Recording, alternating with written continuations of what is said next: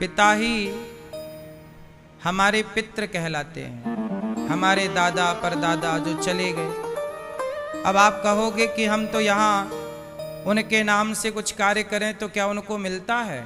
हाँ, आप कोई भी शुभ काम करते हैं, कोई भी पाप करते हैं या कोई भी पुण्य करते हैं तो केवल पुण्य का फल ही पितरों को नहीं, आपके पाप का फल भी पितरों को मिलता है।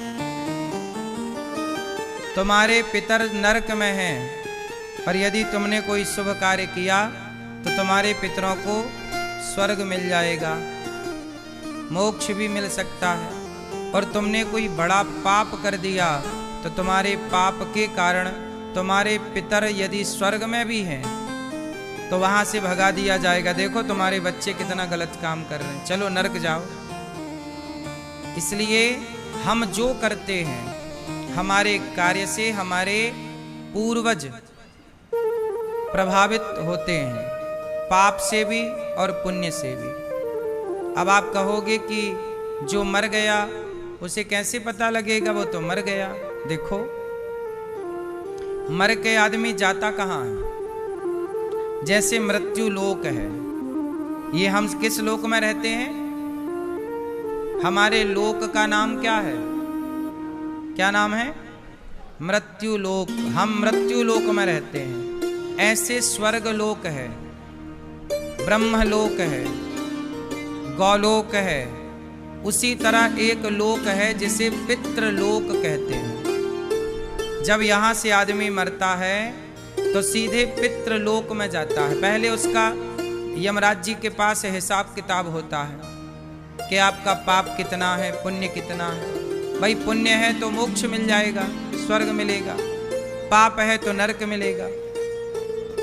और थोड़ा सा पुण्य कम रहा है, जैसे बच्चे जब एग्जाम देते हैं तो परिणाम 3 तरह से आते हैं। परिणाम कितने होते हैं? 3। एक बच्चा पास हो जाता है, एक बच्चा फेल हो जाता है और एक बच्चे की सप्लीमेंट्री आ जाती है। क्यों सप्लीमेंट्री चलती है कि नहीं आज भी? हमारे टाइम पे तो सप्लीमेंट्री आती थी एक विषय में, फिर बाद में सुनने में आया कि 2 विषय में भी आने लग गई। अब क्या चल रहा है सिस्टम? क्यों सप्लीमेंट्री एक विषय में आती है कि 2 विषय में?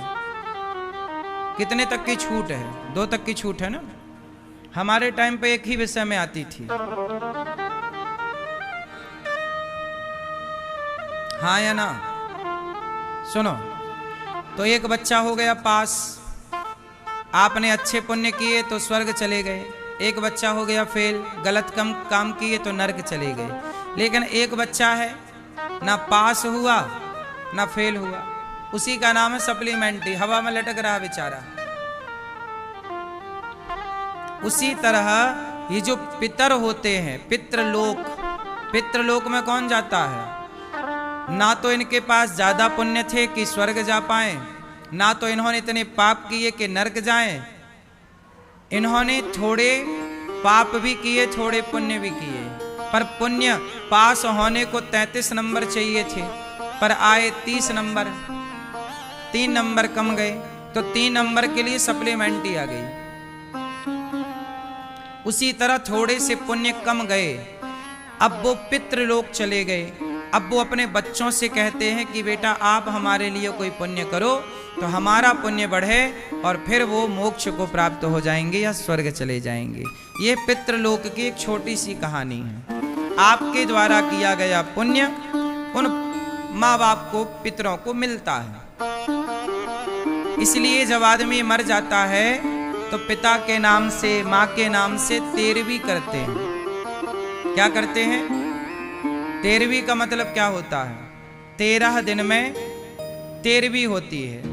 माँ के नाम से 13 ब्राह्मण बुलाए जाते हैं, समाज को बुलाया जाता है, भूखे प्यासे को बुलाया जाता है, सबको अन्नदान कराया जाता है। देखो मर जाने के बाद भी क्या कराया जाता है? अन्नदान। क्योंकि आपके पास कोई पुण्य ना हो पर अन्नदान का पुण्य है, आपने अन्नदान किया है तो उस पुण्य से आप कभी नरक नहीं जाएंगे, सदगति कराएगा अन्नदान। अन्नदान करना सबसे बड़ा पुण्य है। इसलिए जब कोई मरता है तो 13 दिन बाद 13वीं होती है। अच्छा, 13 दिन बाद ही क्यों होती है?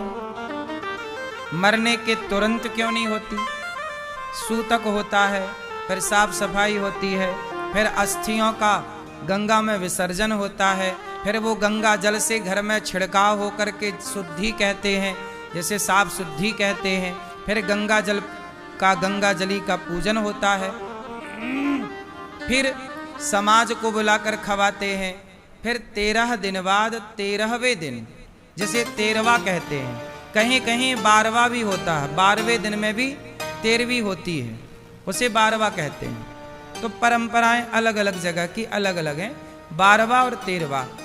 हमारे यहाँ कहते हैं 13वीं, और अगले साल उसी तिथि पर बरसी होती है, जिसे 12वां बोलते हैं, एक साल बाद।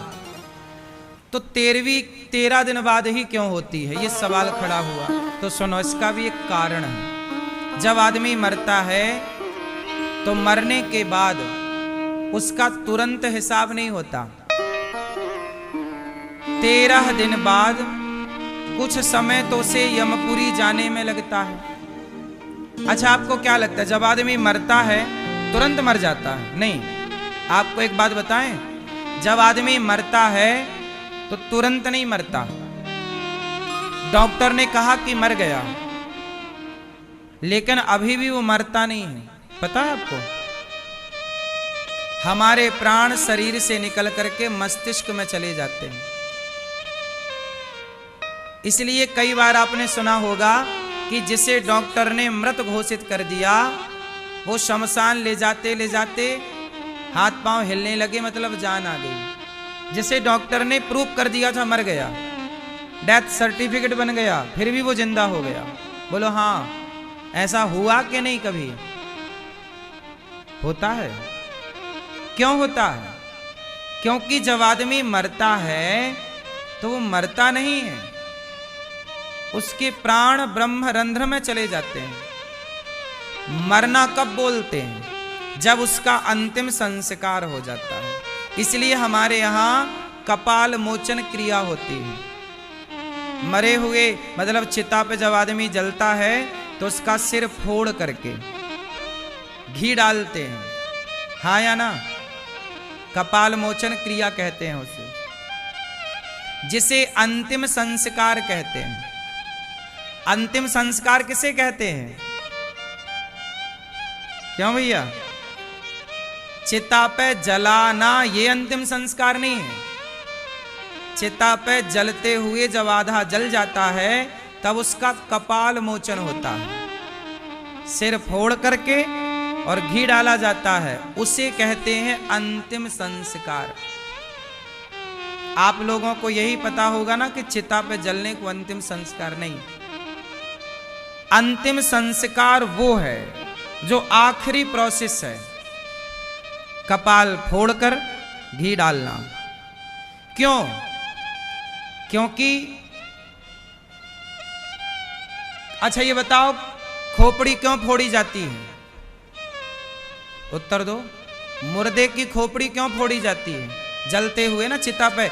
आप में से कितने लोगों के यहाँ परंपरा है कि चिता पे सिर फोड़कर उसमें घी डाला जाता है? किसके यहाँ ये परंपरा है?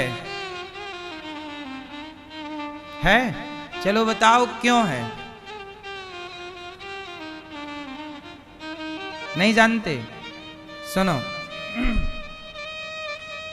कहते हैं कि यदि खोपड़ी फोड़ी ना जाए, साबुत खोपड़ी मिल जाए किसी की, तो साबुत खोपड़ी यदि मिल जाए तांत्रिकों को, एक तांत्रिक लोग होते हैं।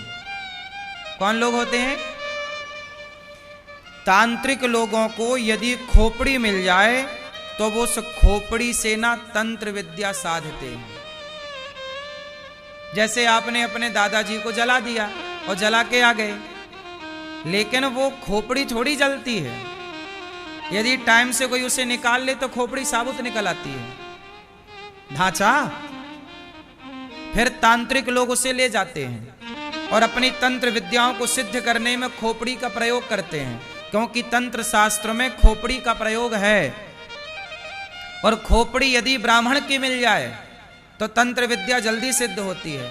इसलिए ब्राह्मणों को विशेष रूप से कपाल मोचन का प्रोसेस करना ही चाहिए। मुर्दा भी सुरक्षित नहीं है, समझो आप। यदि उसका भी कोई मिसयूज करना चाहे तो मुर्दे का भी बहुत मिसयूज हो सकता है। बात समझ में आई? इसलिए हमारे पूर्वजों ने कहा कि खोपड़ी फोड़ दो। जब फोड़ दोगे तो खंडित हो जाएगी, फिर वह तांत्रिकों के काम की नहीं होगी। तंत्र विद्या होती है। तांत्रिक लोग क्या करते हैं, खोपड़ी में हड्डियों में ऐसे ऐसे नहीं घुमाते, आपने टीवी पे देखा होगा, वो तो डेमो है, लेकिन यथार्थ में खोपड़ी का प्रयोग होता है। वो तंत्र विद्या है, तांत्रिक लोग करते हैं। किसी को मारना हो तंत्र से तो मार दिया जाता है, उस खोपड़ी का प्रयोग मारण मंत्र में किया जाता है, जिसे आप लोगों की भाषा में जादू टोना कहते हैं। आप लोगों की भाषा में क्या कहते हैं? जादू टोना। वैसे अब इस जादू टोना को जानने वाले लोग हैं नहीं, लेकिन यदि कोई जानने वाला है तो वो जानने वाला उस खोपड़ी का मिसयूज कर सकता है। इसलिए हमारे यहाँ चिता पर खोपड़ी खंडित की जाती है, तोड़ करके घी डाल दिया जाता ताकि वो जल जाए, और तभी पूर्ण मृत्यु मानी जाती है जब अंतिम संस्कार हो। इसलिए हमारे यहाँ जब कोई मरता है, जैसे किसी की मृत्यु हुई 10वीं तिथि को, उदाहरण जैसे कोई मरा 10वीं तिथि को, लेकिन उसका अंतिम संस्कार हुआ एकादशी को। मरा 10वीं को और अंतिम संस्कार हुआ एकादशी को, तो बताओ उसकी मृत्यु कब मानी जाएगी, 10वीं को कि एकादशी को? हाँ, इसलिए जिस दिन अंतिम संस्कार होता है उसी दिन से उसके पिंडदान की तिथि निश्चित होती है, श्राद्ध की तिथि निश्चित होती है। उसी दिन से 13वें दिन 13वीं की तिथि निश्चित हो। मृत्यु के दिन से 13 दिन नहीं गिना जाता, अंतिम संस्कार से 13 दिन गिना जाता है। इसका मतलब है कि मरा हुआ व्यक्ति अभी मरा नहीं, जब तक उसका अंतिम संस्कार ना हो तब तक पूर्ण मृत्यु नहीं मानी जाती। तो ये हो गया मृत्यु का विधान। अब आगे चलते हैं, 13 दिन बाद ही क्यों होता है प्रोसेस 13वीं का? इसका कारण है कि जब आदमी का अंतिम संस्कार होता है तो अंतिम संस्कार के बाद जैसे आदमी की 13वीं अग्नि हो गई, चिता पे जल गया, तो कहते हैं चिता पे जलने के बाद 13 दिन तक वह प्राणी वही होता है आसपास। यमदूत उसे शरीर से तो निकाल कर ले जाते हैं, पर वह वहीं भटकता रहता है। क्यों? क्योंकि यमराज यमदूत उसे ये दिखाना चाहते हैं कि देख, जिस परिवार के लिए तो रोता रहा, परेशान होता रहा, अब वो परिवार देख, तेरे बिना तू कहता था कि मेरे बिना क्या होगा, देख तेरे बिना सब हो रहा है कि नहीं। जिस अभिमान में तू जीता था, आपको क्या लगता है मेरे बिना क्या होगा, मेरे बिना क्या होगा? अरे भाई साहब, तुम आराम से मरो, सब बिंदास होगा। क्या रुका है? किसका रुका है? किसी का रुका हो तो बताओ। हम इस झूठे घमंड में रहते हैं कि हमारे बाद क्या होगा, सब बढ़िया होता है। तो वो आदमी 13 दिन तक वहीं रहता है, सब देखता है। इसीलिए आपने देखा होगा हमारे यहाँ जब आदमी मर जाता है तो उसके नाम का घट बांधते हैं। क्या बांधते हैं? अब देखो आज के जमाने में ना ये परंपराएं नष्ट हो गई। अब क्या है, आदमी को जल्दी होती है। आजकल तो आदमी 3-4 दिन में 13वीं कर लेता है। आज शहरों में तो 13वीं भी 4-5 दिन में हो जाती है, और 13वीं और बरसी एक साथ कर लेते हैं। मतलब आजकल बच्चों को बिल्कुल टाइम नहीं है, 3-4 दिन में ही सब खत्म। हाँ या ना? तो आजकल लोग मनमाना चल रहे हैं। अब शास्त्रों से कोई लेना देना किसी को नहीं, जो अच्छा लग रहा है लोग वो करते हैं, मनमाना आचरण। जब आदमी मरता है तो उसके नाम का घट बांधा जाता है। घट मीन्स घड़ा। हमारे यहाँ पीपल पे बांधते हैं, पीपल पे घड़ा बांधते हैं। कहा जाता है कि वह जीव प्राणी यहाँ होता है और वह घड़े का पानी पीता है। उस उतने दिन 13 दिन मतलब कुछ दिन, 13वीं दिन तो 13वीं होती है, तो फिर वो 13वें दिन जो जूठन बचता है ब्राह्मणों का, इसलिए 13वीं जब खाओ। अच्छा, एक चीज आपने ध्यान दी होगी, 13वीं सबको पचती नहीं है, पता आपको? पूड़ी तो पूड़ी होती है, पर 13वीं की पूड़ी गजब की होती है। मुझे सूट नहीं करती कभी, इसीलिए मैं कभी 13वीं इत्यादि नहीं करता। खाता मतलब 13वीं।